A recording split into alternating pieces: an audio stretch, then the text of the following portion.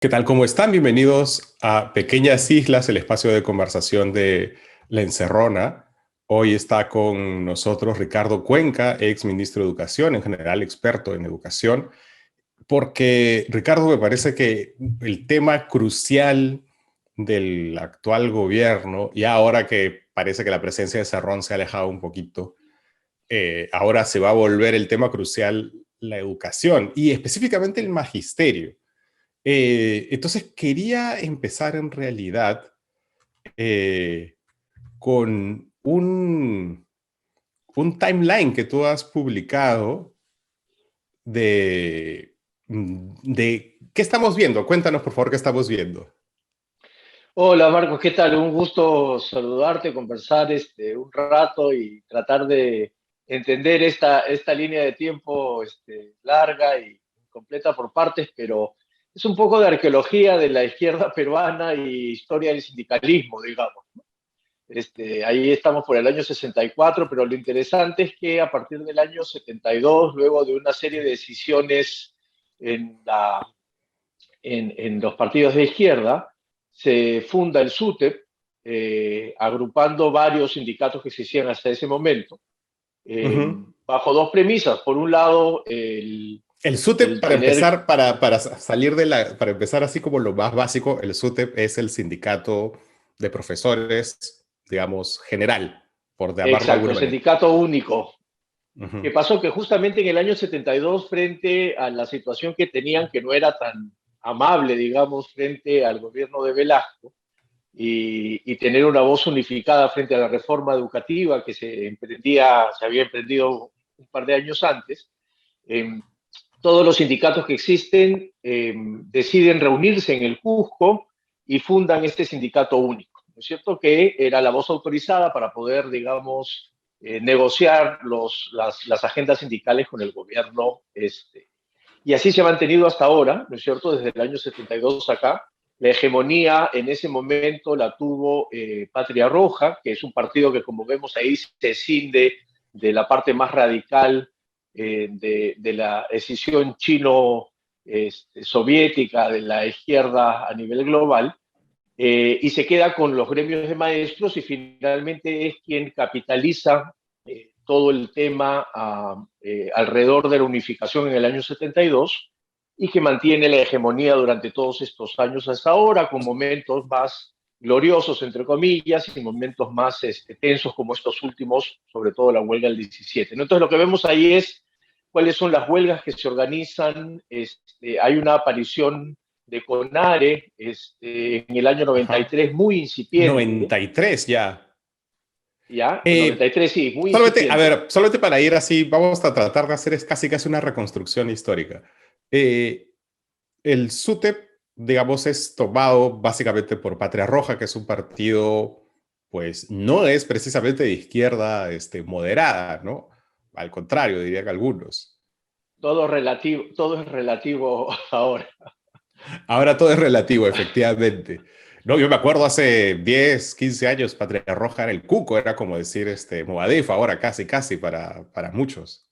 Y ahora más bien es Con un la, aliado, claro, con una distancia enorme, ¿no? Porque Patria Roja siempre ha sido un partido, digamos, democrático, que cuando ciertamente. ha tenido que presentarse a las elecciones se ha presentado, sus principales figuras políticas son reconocidos como políticos, digamos, del establishment Sí, de pero este, cuando yo decía lo de Movadef, decía en realidad por la satanización, que en el caso de tal Movadef cual. parece justa y en el caso de Patria Roja, pues no tanto, porque efectivamente, como tú dices, ellos han postulado en elecciones, han intentado tener un partido inscrito, no les ha ligado, pero lo han intentado, ¿no? No han tomado No, las armas ni reivindican. no, y al contrario, ¿no? Creo que hay una parte de la historia que se conoce poco de Patria Roja en relación al magisterio, y es que Ujú. Patria Roja fue, digamos, como tenía la organización magisterial a cargo, digamos, fueron los principales barreras contra la incorporación de Sendero Luminoso en el magisterio, ¿no? Al contrario, si no hubiese estado este partido tan autoritario a veces y tan vertical para algunas cosas, probablemente hubiese sido mucho más complicada la situación del magisterio en general y su relación con Sendero Luminoso, ¿no? Entonces sirvieron un poco de parapeto y guardaron el ingreso, digamos, de Sendero en las aulas en la medida de sus posibilidades. Sabemos que igual lo hicieron, pero digamos fueron una barrera muy importante los de Patria durante todo el tiempo del conflicto armado interno. Ahora, dicho lo cual, este es un partido comunista, o sea, no es un partido Sin duda. socialdemócrata, socialista, ni siquiera, es un partido comunista, directamente. Exacto. Y entonces uno diría, bajo esa concepción, que este es un partido pues ya bastante radical. Y sin embargo, en el 93 se crea el CONARE. ¿Por qué? ¿El CONARE es un sindicato también? ¿Qué es el CONARE exactamente? Ya, eso es un buen tema a ver, aclarar las cosas. Esta fecha del 93 es una fecha que todavía está en proceso de investigación. Vale decir de repente, Marcos, que esto forma parte de un proyecto de investigación que yo tenía sobre sindicalismo docente con algunos colegas del MIT. Yo lo interrumpí, el caso peruano, por varias razones y luego ya con el ministerio espero retomarlo el próximo año. Pero en todo caso, en el 93 aparecen los primeros documentos de unas reuniones en Lima Provincias, en donde se instaura lo que es el CONARE, en la idea, por lo menos del CONARE, que es la Comisión Nacional de Reestructuración que tiene el SUTEP. Es decir, Eso significa CONARE, Comisión Nacional de Reestructuración. exacto, del sindicato de profesores, ¿no es cierto? Entonces, ¿qué pasa? Hay un grupo de profesores que está descontento eh, con la conducción de Patria Roja, luego de tantos años de estar, digamos, dirigiendo el sindicato, y aparecen una serie de grupos permanentemente. En particular aparece este de CONARE. ¿Cuál es la particularidad del CONARE? Que el CONARE estuvo muy ligado a Sendero Luminoso, ¿no es cierto? Algunas de las figuras están Ya desde asociadas a esa ellos. época.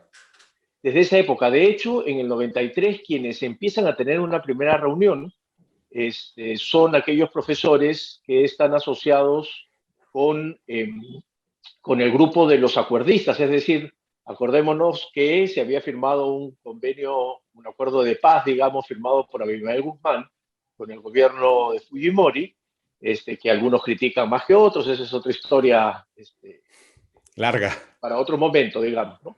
Pero la verdad es que a partir de ese acuerdo de paz, la idea es que ahí empieza a cambiar la estrategia de Sendero para tratar de trabajar nuevamente desde las bases, desde el magisterio, debilitando la dirigencia que mantenía Patria Roja y que mantiene hasta este momento, ¿no? Entonces, son las primeras reuniones, pero es muy, fracasa la idea de entrar desde el sindicato, entrar con ARE desde el sindicato y desde las bases, porque esa es la década que corresponde a la menor cantidad de movilización y de trabajo que hay en los sindicatos en general en el Perú, bajo el régimen de Fujimori, ¿no es cierto? Los sindicatos no solo no hacen huelgas, sino que son perseguidos, algunos de sus dirigentes desaparecen y por lo tanto la actividad sindical en general, no solo la del SUTEP, baja muchísimo. Y es por eso que hasta el 2003 no aparece una huelga del CEN del SUTEP, ¿cierto? Que no leo bien, creo que es la octava huelga que aparece en el 2003, Claro. y vemos Después de una década que 12 no aparece años, nada. claro, 12 años UTEP no hace una huelga. Exacto. Del 91 al 2003. Exacto. Y en el 2003 aparece nuevamente el CONARE, ya con nombre propio, ¿no es cierto? La primera huelga del CONARE, y además decidida en un primer congreso del CONARE, que es unas actas que uno sí puede encontrar claramente, ¿no? Entonces, ¿haciendo qué cosa? Esto es bien interesante en teoría sindical, digamos. Los sindicatos más pequeñitos lo que hacen es montarse sobre los sindicatos más grandes. O Como los que los grupos, digamos, fagocitan, digamos, los exacto, infiltran. exacto, o de los disidentes, ¿no? Entonces, ¿qué pasa? Como en toda huelga, la huelga tiene una curva, ¿no? La huelga empieza, llega a su punto máximo dependiendo de la fuerza que tiene y la huelga empieza a bajar. Cuando la huelga empieza a bajar, estos grupos pequeñitos se cuelgan de la huelga para poder tener algo de respaldo, digamos, entre la gente, pero además tener cámaras. Ya sabemos que huelgas sin prensa no existen, ¿no es cierto? Entonces, lo que hacen las huelgas de CONARE son montarse en estas huelgas convocadas por el CEN del SUTE, que se repite en el 2003, que se repite en el 2007, luego de la ley de carrera pública magisterial. Ahí aparece la figura de Guainalaya claramente, haciéndole la pelea a Alan García. Entonces, Lo que vemos a partir del Perdóname, 2003, este es en qué, Guainalaya es una persona importante. ¿En qué momento aparece Guainalaya? en el 2003 tímidamente, en el 2007 claramente, ¿no? Ujú. Explícale, por favor, a la gente Porque entonces quién es este señor Guainalaya, que es como un el, antecedente de Pedro Castillo, en realidad. el profesor Guainalaya es un dirigente asociado al CONARE, es decir, a estos grupos que lo que quieren es destituir a Patria Roja del CEN, del SUTEP. El CEN significa el Comité Ejecutivo Nacional, es decir, aquel que dirige y toma las decisiones del SUTEP. Ujú. Eh, O sea, perdóname, lo que ellos esto, quieren en realidad es no competir contra el SUTEP, sino tomar el SUTEP, quitarle el SUTEP exactamente, a Patria Roja. exactamente, tal cual, así de sencillo. Ujú. Y en el 2007 esta figura se vuelve importante porque además en el CONARE hay una división Mm. entre los acuerdistas, que son los primeros que habían dicho, mira, ya se acabó la guerra y las armas y por lo tanto hay que volver a empezar a hacer un trabajo de bases para no perder la idea del pensamiento Gonzalo y la ideología, digamos, detrás de Sendero. Pero se separa en esa época no solo en el magisterio, sino en general con Proseguir, ¿no es cierto? Que es este grupo de personas que dicen no hay que continuar con la lucha armada. Y que se van al Guayaga, Y, sobre todo. exacto, y son los que impulsan con Guainalaya esta segunda huelga del CONARE, ¿no? Este, O otra sea, era el vez, sendero en armas el que estaba detrás de Guainalaya, exacto, digamos. exacto. ¿Qué es lo que pasa? Que otra vez, como el año 2003, la huelga llega a su punto máximo, empieza a caer y se cuelgan de la huelga estos grupos más pequeñitos para tratar de levantar algo. Y esa es la historia, Marcos, que se ha repetido desde la aparición oficial de CONAR en el 2003 y extraoficial o germinal en el 93, se repitió en el 2003. Había muchos reclamos porque se había hecho la primera evaluación de los docentes en el 2007, cuando salió la ley de carrera pública magisterial del APRA, en el 2012, cuando se aprobó la ley de reforma magisterial. Allí no solo siguen divididos los CONARES, sino que hacen sus huelgas cada uno por su lado. El O CEN del sea, SUTEP convoca su huelga ajá. y los Proseguir hacen una huelga y los acuerdistas hacen su otra huelga. Esto es hasta el De hecho, 2012, todavía siguen divididos. hasta ahora siguen divididos, ¿no? Y Hasta ahora perdóname, y siguen entonces divididos. tú básicamente lo que estás diciendo aquí, que Conare es casi una extensión de Sendero, Por lo menos a los CONARES más vistosos tienen una sociedad muy cerca a Sendero, ¿cierto? ya Porque sea con los acuérdate que que están en Proseguir o los que son eso, acuerdistas. porque además acuérdate que CONARE es un nombre genérico, digamos, es unos comités nacionales que lo que quieren es reconstruir el sindicato, ¿no es cierto? Y Ujú. entonces ahí aprovecha Sendero para tomar algunos de ellos, algunos de estos CONARES, y eso es el principal O sea, hay arma que otros tienen Conares, sus... digamos, otros Claro, que no tienen hay nada que ver con muchos, Sendero necesariamente. exacto, ¿no es cierto? Que han empezado a no llamarse CONARES porque están asociados a Sendero y no quieren asociarse, que es la Ajá, enorme complejidad que pasa en la famosa huelga del 17, del ajá. 2017, Ya cuando llegamos al, se solamente un vuelve segundo. famoso el profesor Castillo. Ajá, ahí quería llegar, ¿no? Ahí llega, bueno, todos recordamos, o digamos, los que es una huelga muy reciente, y sobre todo lo que salta más hacia fuera del mundo del sindicalismo, del magisterio, es este encuentro entre Pedro Castillo y Becerril en el Congreso, ¿no? Y que algunos decían, bueno, están invitando a Movadef al Congreso y ponían a Castillo como si fuera parte de Movadef. Ujú. Entonces, ¿cómo funciona allí Pedro Castillo? O sea, Pedro Castillo viene del CONARE Proseguir, viene del CONARE Acuerdista, viene de un CONARE que no tiene nada que ver con Sendero Luminoso. ¿Cómo funciona Ujú, ujú. Ya, esa eso es un buen alianza? tema porque, a ver, para empezar, el profesor Castillo no viene de ningún CONARE, ¿no? Ni de Ujú. Proseguir, ni de acuerdistas, ni ningún CONARE asociado a Sendero. El profesor Castillo venía de uno de los tantos movimientos regionales que lo que querían era efectivamente quitarle esta hegemonía a Patria Roja y el CEN del Sur, ¿no? De hecho, en la Solo una huelga cosa del... Sí, en ánimos de que se entienda muy claro. Eh, digamos que hay, en general, para ser un profesor simpatizante del CONARE, no es que sea simpatizante de la ideología de Sendero Luminoso, necesariamente, sino que exacto, simplemente está en contra de Patria Roja, le parece que Patria Roja no hace lo suficiente. Y bueno, exacto. si en el camino se encuentra con alguien de Sendero que está marchando a su lado, normal. Bueno, Tienen un objetivo en contra. ¿Esa es más o menos la idea? ese es el ejemplo gráfico de lo que pasó en el 2017. Ajá. Exactamente. En el 2017 es una huelga muy especial, porque es una huelga que no es convocada por el CEN del SUTE.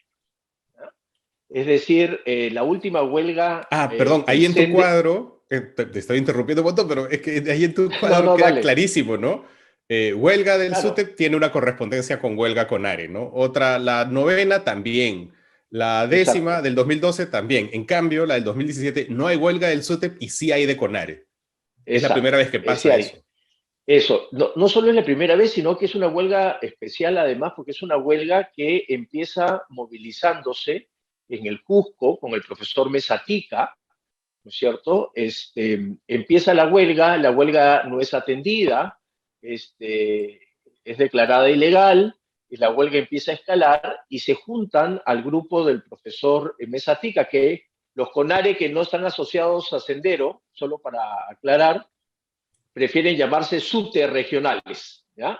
Entonces, así se diferencian de los CONARES que tienen este peso de asociación a Sendero Luminoso, ¿no? Entonces, el súter de el Cusco, que está con el profesor Mesatica, que es el que empieza la huelga, esta huelga, el profesor Mesatica está asociado a otro viejo partido, que es Pucallacta, ¿no es cierto? Y entonces no tiene que ver con Patria Roja, es más, son enemigos. Si uno mira para atrás en la línea de tiempo, se da cuenta que se separan y son enemigos, un poco de disputas.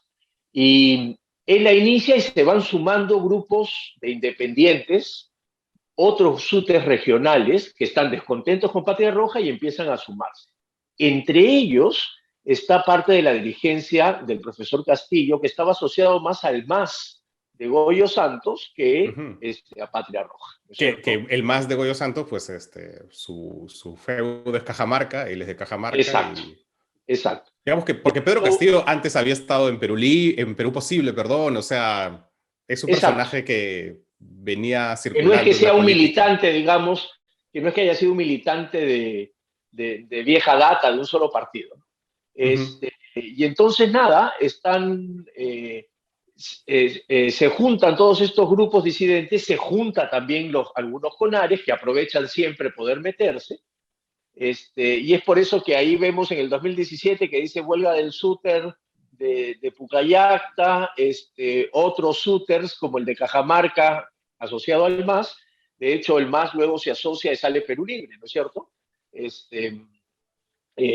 Algunos CONARES, y esto empiezan a crecer, a escalar esta huelga hasta se vuelve más o menos este, inmanejable, ¿no? Y ahí es donde entra el Congreso. En ese momento, la ministra Martens y el ministro Basombrío, creo yo que cometen un terrible error diciéndole que esta huelga está llena de senderistas y no hay peor insulto ni peor ofensa para un maestro que le digan que es senderista, ¿no? Porque al contrario, ellos piensan que han luchado contra Sendero permanentemente y la gran mayoría es verdad que así es, ¿no es cierto? Y entonces lo que Pero hacen también es está empezar a la figura que tú mismo has descrito, digamos que Conare, el Conare, sobre todo más, no sé, la franquicia, si quieres, ha terminado asociada a Sendero Luminoso, ¿no?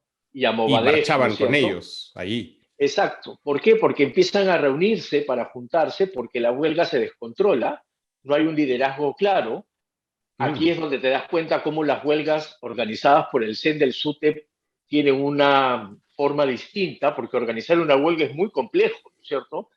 Organizar una huelga se decide en un Congreso Nacional y tardan varias semanas en organizarla, ¿no? ujú. En cambio, acá era una cuestión más o menos espontánea, a río revuelto ganancia de pescadores, todos los grupos pro-senderistas y anti-senderistas, no importa, se reúnen de manera muy pragmática en una alianza de muy corto plazo que permite sacar adelante la huelga. Y efectivamente se da, ahí aparece la figura del profesor Castillo, pudo haber sido otro de los de los líderes regionales, digamos, ¿no? Fue Y él por cómo un conjunto así? de características. Está claro cómo así de entre ese mare magnum surge este señor. No muy claro, no muy claro, pero la idea es que efectivamente él es uno de los primeros que llega a Lima, Mm. se apropia del liderazgo, ante la falta de un líder, todos siguen al líder, digamos, principio básico de psicología social, y aparece esta figura que cobra mucha notoriedad, los medios ayudan, como te dije al principio, huelga sin prensa no existe, aparece el terruqueo por un lado, aparece, digamos, el interlocutor válido para otra facción, entre ellos los profesores, esto escala a un nivel político enorme, ingresa al Congreso, negocia una serie de cosas, ahí está la famosa foto del congresista Becerril con el profesor Castillo, y bueno, en ese momento también hay una cuestión política, ¿no es cierto? Debilitar al gobierno de ese momento era también parte de la oposición y es por eso que justamente son del Castillo, Becerril, los congresistas que aparecen como figuras. Algunos dicen que para seguir golpeando al gobierno, estaba en el momento débil el gobierno de Kuczynski, comprenderás que allí había que golpear por donde fuese, y entonces terminan efectivamente acabando con una huelga, que además es otra huelga muy especial, porque en estricto no ganan nada, ¿no es cierto?, de las conquistas. No, pero Y parece una huelga. eso es lo que te quería preguntar, porque las tres huelgas de este siglo, del SUTEP, tú las asocias a, pues, a puntos de quiebre, sobre todo en la reforma Ajá. magisterial, ¿no? O sea, la ley, en fin. La del 2017, ¿cuál es su razón de ser principal? El mensaje original de la llama, digamos, que se inicia en el Cusco, es porque venía una evaluación de desempeño. Y entonces los docentes dicen, no queremos evaluación si no nos empiezan a capacitar. Eso empezó en el Cusco. Luego esto terminó siendo una plataforma gigante, que incluía, no sé, pues que el gobierno de Kuczynski era neoliberal Ujú. y que iba a Ahora, acabar con es las un reformas sociales. reclamo razonable, ¿no? Es decir, yo tengo un trabajo, me van a hacer una evaluación de la que depende mi trabajo, pues capacítame, dame la Sí, oportunidad Es un reclamo razonable. totalmente. Y además atendible por parte del ministerio. Desde que empezó la reforma en el 2012, ha habido capacitación permanentemente a los profesores. De hecho, por eso es una de las tres reformas que se han sostenido en el tiempo, la reforma universitaria, la reforma de docentes y la reforma curricular, porque, bueno, combinaron una serie de cosas, pero entre ellas, para el tema docente, se incorporó eh, el tema de capacitación. De hecho, O sea, perdón, ¿sí los estaban capacitando entonces? sí, O siempre, siempre. O y sea, entonces no eso tenía, es, entonces sí no tenía razón de si la, ¿qué reclamaban si ya los estaban capacitando? ¿por qué? Porque esta evaluación es una evaluación que tiene altas consecuencias. Es Ujú, decir, si desapruebas 3 veces, sales de la carrera, ujú, ¿cierto? Cosa que sucede en 6 años, además, porque cada 2 años te evalúo y tengo en el medio, digamos, en los programas de capacitación si de salida desaprobado. Y porque en estricto Chile, que es el país que empezó primero que todos en América Latina con esta evaluación de altas consecuencias, a lo largo de 12 años no ha sacado de la carrera ni al 0,05% de los docentes. Entonces, ujú. pero sin embargo, es un cambio, entiendo, muy duro para el magisterio porque pierdes estabilidad laboral, te someten a una evaluación, no confías tanto que el Estado te evalúe bien y entonces, por supuesto que hay situaciones de suspicacia respecto al tema de evaluación y de temor, pero que en estricto se habían manejado muy bien hasta el 2016, ¿no es cierto? Es decir, se habían implementado pues, 4 años y medio de la ley. De hecho, yo publiqué un pequeño estudio sobre cómo en los pocos países donde hay este tipo de reformas docentes, en el Perú la cantidad de maestros que se quieren presentar a la carrera es muy alta en relación a lo que se presentan en otros países, allí se someten a evaluación, entonces la figura general es más auspiciosa, digamos, de lo que particularmente pasó. Entonces, por eso es que acá hay una huelga que yo llamé y me criticaron mucho por eso en el 2017 como una huelga más política que sindical. Es decir, había una disputa de unos grupos frente al gobierno, pero también una disputa política al interior del movimiento docente para ver quién se apropia nuevamente de la conducción del sindicato y en una manera de golpear a la Patria Roja, ¿no? Que ha Ahora, recibido miles de claro. ataques a lo largo de la historia. Alan García les quitó la obligatoriedad de aporte a la derrama magisterial, que es la perita en dulce de todo el tema por los millones de soles que manejan. Este, pero lo que hizo el sindicato y la derrama y el CEN del SUTEP es iniciar una campaña para tener abonos que son voluntarios y recuperaron más del 90%. Entonces, es bien difícil ir contra ellos porque es una organización que con sus cosas positivas y negativas se ha mantenido desde el año 72 hasta acá. Ya, y decías hace un rato que la huelga del 2017 en realidad no tuvo una consecuencia beneficiosa para los maestros. O por lo menos clara para los reclamos, ¿no es cierto? Se Ajá, ajá. pidió que haya evaluación y dijo sí, va a haberse evaluación, pero claro, siempre hay evaluación, ¿cierto? Ya. Y entonces, Va, ¿cómo es que esa huelga genera un personaje tan exitoso que ahora es el presidente? Y que ahora está formando partido. un partido sobre la base de esa huelga, el partido magisterial, y está formando un sindicato que además ha logrado algo que, corrígeme si me equivoco, no ha logrado ningún CONARE. El FENATE, que es el sindicato que fundó Pedro Castillo, pues apenas Maraví lo nombraron ministro de Trabajo, este señor lo legalizó y ya está. Ujú. Entonces, ¿cómo es que esta huelga que al parecer pues no tuvo, no llegó a un buen puerto, pues genera todas estas consecuencias positivas para el que asume el liderazgo?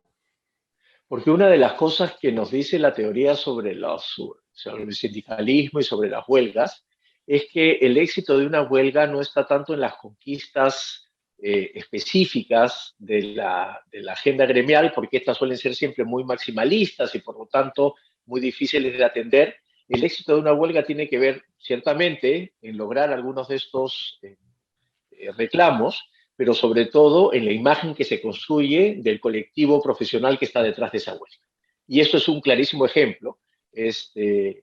Hace 2 días te contaba, conversábamos con los colegas para ver por dónde vamos a seguir con el estudio, porque no solo la huelga fue exitosa, sino que terminó generando un líder que termina siendo presidente, que además logra inscribir a un sindicato, a un segundo sindicato que tiene que sentarse a la mesa a dialogar eh, junto con el SUTEP frente al ministerio, Que es algo que, con perdóname, no logró nunca ningún CONARE, ¿verdad? no logró nunca ningún movimiento, no solo con Ares, ¿no? Ningún movimiento porque el FENATE no existía hasta después del 17, ¿no? Se forma justamente porque al construirse en el imaginario el liderazgo del profesor Castillo, lo que se hace es decirle, bueno, formemos un sindicato, hacen más de un intento por registrarse, efectivamente la última vez la registran cuando el presidente Castillo gana las elecciones, el 28 de julio asume la presidencia y el 30 de julio recibe el ROS, ¿no? Que es el registro de organizaciones sindicales. El año 2020 ya había sido rechazado y en el 2021 ya había sido rechazado porque no cumplía una serie de requisitos, pero esta vez lo, lo Pero reconocieron muy rápido, ¿no? en 2 días, o sea, En en dos uno, días, porque, en uno, porque realmente el 29 nadie trabaja en el Estado, o sea que claro. impresionante. Sí, ¿Y, sí, fue muy rápido. y quiénes conforman el FENATE? Porque se ha hablado mucho, está en la prensa, digamos, en un montón de informes, que muchos de sus dirigentes pues también figuran como adherentes del Movadef. Entonces, de nuevo, ¿cuál es la vinculación ahí? ¿Qué tiene que ver exactamente con los CONARES antiguos? Ya, ahí hay otra diferencia bien clara con lo que pasó con el SUTEP, ¿no? El SUTEP en el año 72, si me permites volver, Ujú, distribuyó los cargos entre los partidos que estaban dirigiendo. Por ejemplo, los sindicatos de secundaria estaban asociados al partido aprista, los de primaria a Patria Roja, y allí toma una serie de decisiones, pero la hegemonía la tiene Patria Roja, y así se mantuvo hasta que desaparecieron y casi fue un partido único con el sindicato único a lo largo del tiempo. En esto de acá no hay un partido detrás, ¿no es cierto? Lo que hay son dirigentes que pertenecen a todos estos grupos que están ahí en negrito, ¿no es cierto?, al final de la línea de tiempo, que ujú. se juntaron coyunturalmente para sacar adelante la huelga del 17 y que luego deciden formar este nuevo sindicato. Y por lo tanto vamos a encontrar profes independientes, profesores de movimientos regionales, capaz los Pucallacta, no sé, lo que queda del MAS, algunos otros movimientos regionales muy pequeños, sin duda algunos CONARES asociados a Movadef también vamos a encontrar. ¿Por qué? Porque esto es como la síntesis de lo que pasó en el 2017, ¿no? El haberse funcionalmente reunido entre ellos para sacar adelante la huelga, les Ujú. hace pensar que esto, y ahora mucho más empoderado, es un buen indicador de que pueden ser exitosos como sindicato y por lo tanto se vuelven a juntar, y es por eso que encontramos no un partido único con una idea programática, sino encontramos voces muy heterogéneas que forman parte de este nuevo eh, sindicato, con los que de hecho yo conversé, ¿no? En algún momento durante estos 8 meses, como con las Cuando eras mayorías de ministro. gremios, sí, como con la mayoría de gremios, ¿no? Perdóname, cuando tú eras ministro, el FENATE intentó inscribirse, En el 2021 me parece que sí al Ministerio de Trabajo, pero porque las inscripciones se hacen al Ministerio de Trabajo, no al Ministerio de Educación. pero ¿te habrán contado o no, no, nada? ¿O te enteraste No, ya no, después? no, me enteré creo que después, o me enteré cuando se rechazó, digamos, la, Ujú. la, en el 2019 ellos Ajá. se presentaron al Ministerio de Educación, eh, si no me equivoco, ahí estaba la ministra Pablo, como todos los ministros, o se esperaría que los ministros igual conversan con las eh, agrupaciones de docentes, aun cuando la decisión final la tiene el que está registrado oficialmente, ¿no es cierto? Entonces, en la mesa de negociación solo negocias con el SUTE hasta el 30 de julio de este año, solo Porque con era el SUTE, el único oficial. el único oficial, ¿no Que es de hecho cierto? Y los, ese fue el error que se cometió en el gobierno de PPK, que eventualmente se dieron y empezaron, se sentaron a conversar con el CONARE en el 2017, ¿no? En algún momento. Digamos que tal fue cual. una validación que legalmente o técnicamente quizás no debió darse, porque no existían ante el Ministerio de Trabajo. Por lo menos no para tomar decisiones respecto de la huelga, ¿no? Ujú. Porque aun cuando el Ministerio de Educación no reconoció la huelga y la declaró ilegal, terminaron sentándose a conversar con ellos, ¿no? Entonces, este, creo yo que hubo algunos errores en la estrategia por parte del gobierno en manejar la Ujú. huelga, ¿no? Bueno, Y bueno, por entonces, eso es que algunos dicen que ellos fueron también de alguna u otra manera los creadores sí. del movimiento, ¿no? Y de Pedro Castillo, ¿no? Que estamos viendo cómo Pedro Castillo surge realmente porque lo legitiman en esa huelga. El FENAT, volvamos al FENATE, que entonces lo que tenemos que entender es que es una especie de remake del 2017 en el sentido de que están todos juntos y revueltos. No solo Movadef, pero también Movadef y bueno, Pucay Acta y en general todos los que no son Patria Roja. Varios grupos regionales. Y es por eso que ahora creo que su estrategia es tratar de formar un partido, ¿no es Ujú, cierto? Para, digamos, alinear una serie no sé, pues de líneas programáticas, de ordenamiento interno, ¿no es cierto? Porque de momento el FENATE fue recogiendo todo el descontento de aquellos profesores que no querían seguir pensando que el SUTEP debería dirigir el sindicato de maestros, sino que debería haber una alternativa.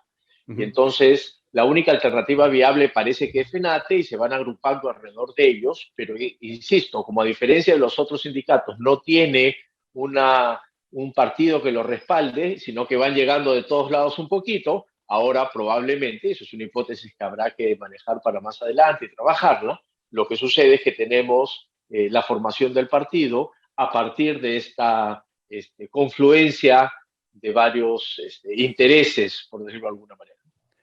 Y entonces yo quería ahí volver al FENATE y al ministro nuevo de Educación, al señor Gallardo, Carlos Gallardo, Gallardo. Carlos Gallardo. El señor Gallardo, de hecho, nosotros sacamos un video de él justamente en uno de estos, en una reunión de estos SUTER, ¿no? Él viene del FENATE.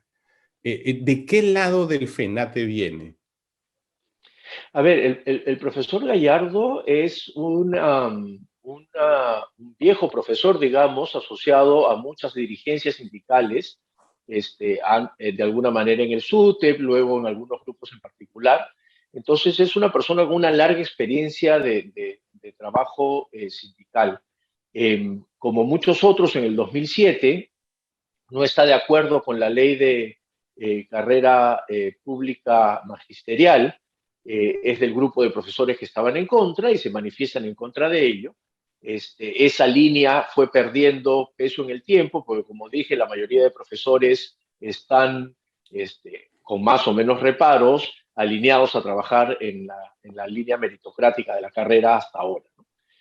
Pero siempre existió este grupo pequeño de personas que han estado en contra de esto que es la bandera más importante de lucha que tienen frente al Estado, que es una carrera pública magisterial, que más bien debería ser parecida a la ley del profesorado, que no tiene un enfoque meritocrático, sino credencialista, es decir, tengo que probar que soy bueno porque tengo muchos certificados o tengo antigüedad, ¿no? Y entonces así se ha mantenido durante bastante tiempo en movimientos regionales más pequeños. Yo la verdad que le perdí la pista, por supuesto lo Pero él, conozco, en el mundo de ajá, educación se conocen todos y entonces he claro, conversado pero con él alguna vez él antes. proviene de algo bien particular y que confieso yo no, no recuerdo haber escuchado, que es el colegio de profesores, ¿no? Uh El -huh. colegio, pero así como hay el colegio de abogados, el colegio de médicos, resulta que hay el colegio de profesores y él era en algún momento cuando él presenta estas dos ahora famosas demandas de inconstitucionalidad contra estas medidas de la reforma, eh, pues él lo presenta en su calidad de presidente del colegio de profesores. ¿Qué es el colegio de profesores? Eso es Ya, algo que el existe, colegio pero un existe. profesor se Ahora tiene, o sea, así como un abogado o un médico no puede ejercer si no está colegiado, un profesor tiene que colegiarse, ¿sí? no, puede hacerlo. Lo que pasa es que cuando se creó el colegio de profesores, se creó en la línea más tradicional de colegios, que era el asunto de teológico, ético, digamos, ¿no? ¿Por qué? Porque el sindicato se encargaba de las cuestiones gremiales, digamos. Pero cuando surge el colegio de profesores, hay una disputa entre los grupos, entre Patria Roja y los que están en contra de Patria Roja, que se agrupan y hacen un colegio de profesores, hacen una directiva del colegio de profesores. Las elecciones terminan dando dos juntas directivas. Esas dos juntas directivas trabajan de forma paralela, una desconoce a la otra, se judicializa el tema y ahora la que queda es una asociada al SUTEP, ¿no es cierto? La que actualmente está vigente, ya no hay dos colegios de profesores, ¿no? Pero el señor El Gallardo no profesor era Gallardo esa. estuvo en el colegio de profesores en ese momento de la parte, digamos, disidente de los grupos que estaban en contra del SUTEP. Ujú. Y entonces, pues la verdad es que ahí este señor ahora como ministro puede retroceder lo avanzado, es decir, todos los logros que se han tenido.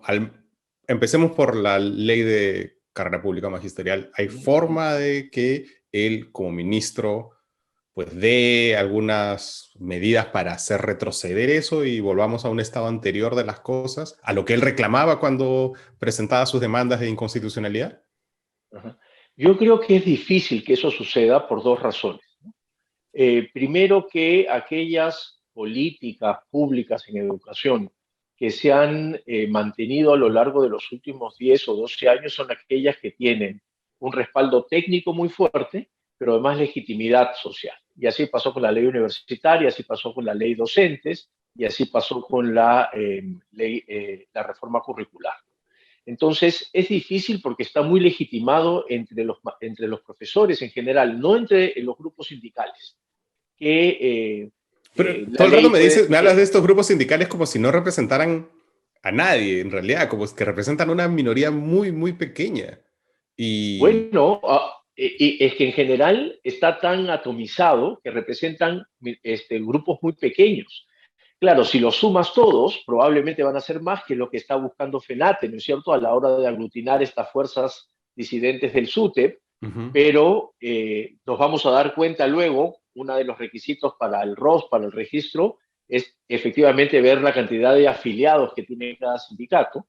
De hecho, el SUTEP hace poco, el profesor Lucio Castro, que es el secretario general del SUTEP, ha dicho, se negocia según la ley solo con el sindicato mayoritario y ellos se atribuyen que tienen la mayor cantidad de docentes afiliados, ¿no es cierto? A diferencia del FENATE ahora, ¿no?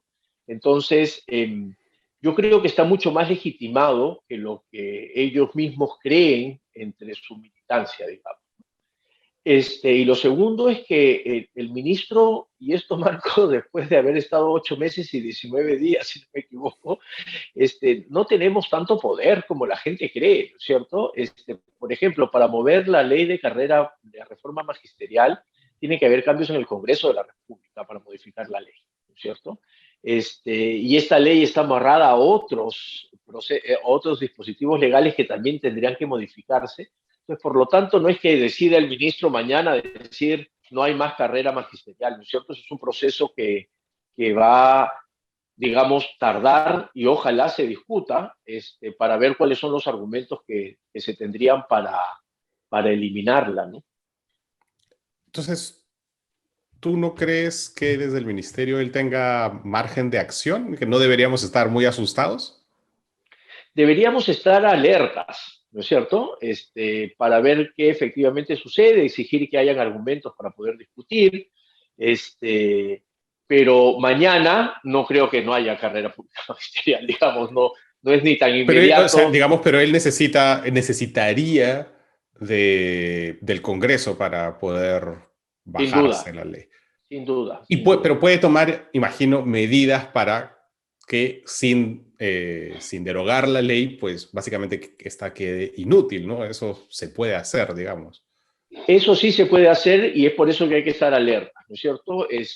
Ya hubo una denuncia cuando estuvo el exministro Cadillo diciendo que iban a bajar la dificultad de los exámenes, por decirlo de alguna manera, para que pueda entrar la mayor cantidad de profesores a la carrera pública, ¿no? Entonces, eso es una manera de debilitarla sin ir en contra de la carrera, porque no estaba bajándose la carrera, sino estaba bajando los requisitos para poder entrar. Es verdad que hay muchos profesores contratados, una carrera meritocrática se asienta en la mayor cantidad de profesores nombrados y por lo tanto hay un problema ahí que hay que atender, pero la salida no es bajarle la dificultad del examen para que entren más, sino acompañar con doble capacitación, con mucho mayor acompañamiento a los profesores para que puedan rendir mejores evaluaciones y poder ingresar a la carrera, ¿no? Entonces, eh, esas cosas podrían pasar, pero felizmente estamos todos alertas como para fortalecer la carrera y no debilitarla. ¿Y por qué sacaron a Cadillo? Digamos, lo que pasa es que, digamos, se puede hacer muy poco en los 2 meses que estuvo, pero en algunos casos, por ejemplo, digamos, Ciro Gálvez, pues, ok, hay suficientemente metidas de patas como para justificar que lo saquen. En el caso de Cadillo, pues hubo un escándalo interno que podría haber sido mejor manejado, pero a niveles de política no parecía pues muy descarrilado. Y lo que se entiende o lo que se ha reportado, por ejemplo, en la República, es que fue la gente del FENATE la que pidió su cabeza. Lo que pasa es que, a ver, si el sector de educación es un sector que siempre suele ser un sector complejo, ahora lo es más, ¿no es cierto? El presidente es maestro, líder de un sindicato, y por lo tanto su nivel de interés en lo que pasa en el sector de educación va a ser muchísimo más alto que en cualquier otro gobierno, ¿no es cierto? Entonces, eh, y más aún si vienen de todas estas circunstancias tan complejas que hemos tratado, ojalá, de explicar claramente y de poder entenderlo, y entonces hay ahí una tensión fuerte y probablemente podría haber sido parte de las presiones.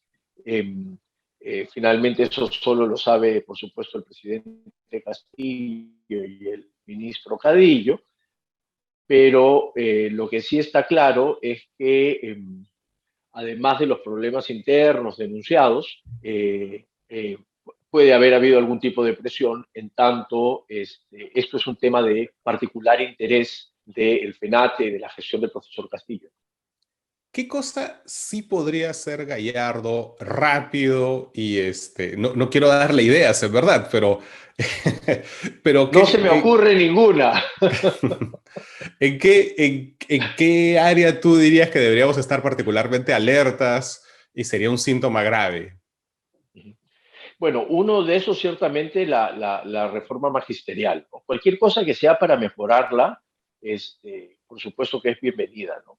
Pero ha costado mucho instalar una idea meritocrática como proceso, ¿no es cierto?, para poder tener un magisterio mejor preparado profesionalmente, no solo en capacitación, sino también en una ruta de carrera, que es probablemente la parte que menos se discute, ¿no? Hay una progresión, los profesores tienen predecibilidad de cómo podrían avanzar en esta carrera. Ciertamente no todos van a llegar al nivel más alto, porque la característica de estas carreras es que sea piramidal, pero digamos en general es una mejor opción que la vieja carrera del profesorado, de la ley del profesorado, que fue una ley que, digamos, no solo está obsoleta ahora en el tiempo, sino que no daba muchas luces de por dónde seguir. Entonces, ahí hay un primer alerta. Una segunda tiene que ver con la reforma curricular, ¿no? Como nos ha demostrado el 2017, que es un año decisivo para que finalmente la educación sea comprendida en el campo social y no solo en un tema técnico y pedagógico. Por primera vez en el 2007 el currículo se volvió un campo de batalla político, ¿cierto? El enfoque de género siendo denunciado por el movimiento Con mis hijos no te metas, judicializado el asunto.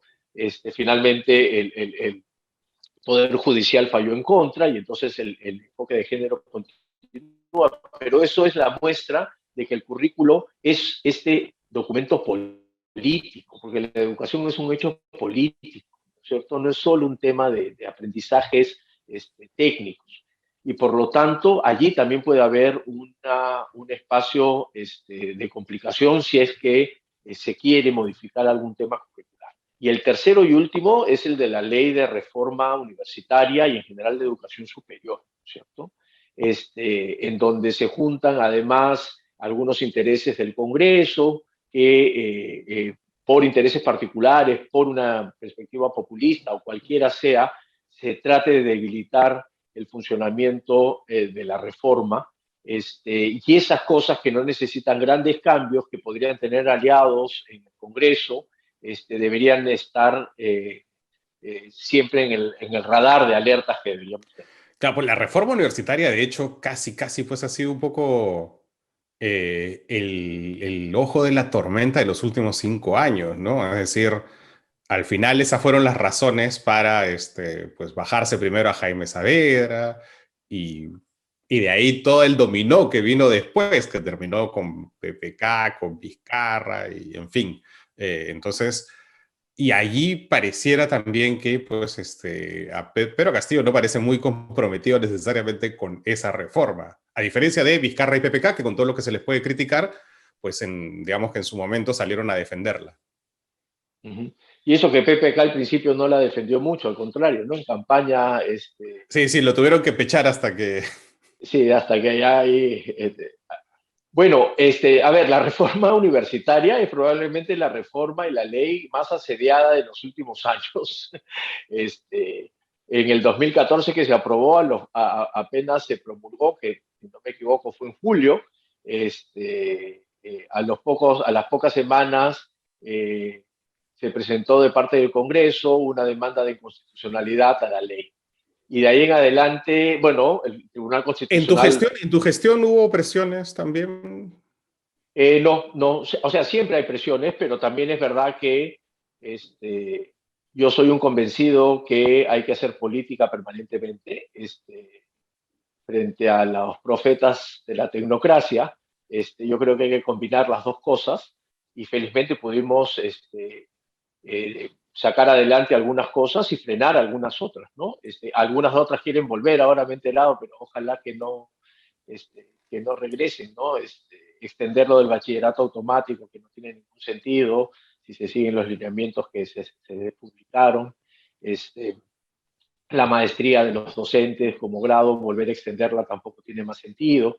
Entonces, hay que estar muy atentos porque, insisto, la educación es un hecho político, es un campo político y hay que actuar políticamente respecto de ello. Bueno, con ese mensaje terminamos, Ricardo. Teníamos un montón de otras preguntas sobre un montón de otros temas, pero la educación es quizás el tema más importante del Perú ahora mismo y desde siempre, y teníamos temas sobre el retorno a clases, las tablets, mil cosas, pero va a tener que ser para otro momento porque ya se nos ha acabado el tiempo. Más bien, muchas gracias por esta entrevista. Y bueno, muchas gracias a los Patreons que han estado. Les pido disculpas porque no he podido pasar sus preguntas porque nos hemos dedicado solo al tema magisterial, pero creo que ha sido importante para que la gente entienda. Casi, casi es el origen de este gobierno. Entonces creo que ha sido importante. Muchas gracias, Ricardo. Muchas gracias a todos. Muchas gracias. Y nos vemos en la próxima edición de Pequeñas Islas. Chau, chau. Chao, chao, gracias. Eso es. ¡Guau! Nada, oye, muchas gracias, Ricardo. En realidad ha estado súper bien, ¿eh? Gracias, perdón.